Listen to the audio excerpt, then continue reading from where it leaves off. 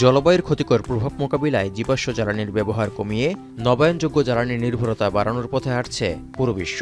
এই অগ্রযাত্রায় বায়ুর গতিশক্তিকে জ্বালানি শক্তিতে রূপান্তরে দেশে দেশে উইন্ড টারবাইন স্থাপন বা বায়ুবিদ্যুৎ প্রকল্পের আকার বড় হচ্ছে। তবে বেশিরভাগ উইন্ড টারবাইন উত্তাল সমুদ্রে স্থাপনের কারণে রক্ষণাবেক্ষণ নিয়ে বাড়ছে দুশ্চিন্তা।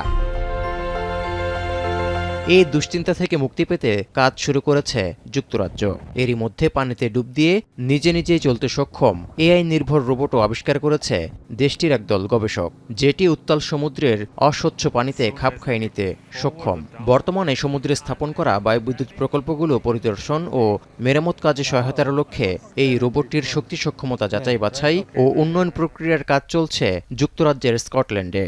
That's when it really matters for the safety of the robot and for the safety of the assets that we fuse much more sensor data together so that we can operate in a wide range of conditions. যুক্তরাজ্যের সমুদ্র তীরে থাকা wind টারবাইনের সংখ্যা ২৬০০-র বেশি।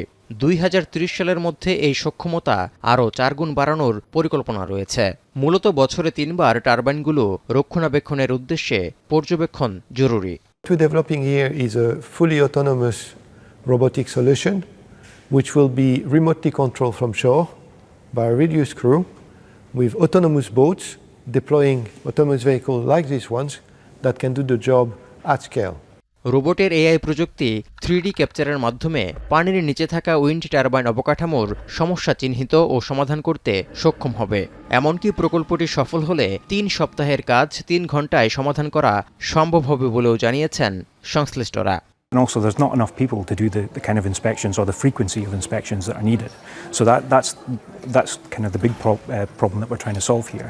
২০২৫ সালের শুরুর দিকে এই রোবটটি বাণিজ্যিকভাবে সমুদ্রে পরীক্ষা চালানো হবে বলে আশা করছেন সংশ্লিষ্ট বিজ্ঞানীরা। যুক্তরাজ্যের হেরিওট ওয়ার্ড বিশ্ববিদ্যালয় ও জাতীয় রোবোটেরিয়াম একাডেমির যৌথ নেতৃত্বে এগিয়ে যাচ্ছে প্রকল্প বাস্তবায়নের কাজ। তৌহিদুর রহমান, এখন বিশ্ব।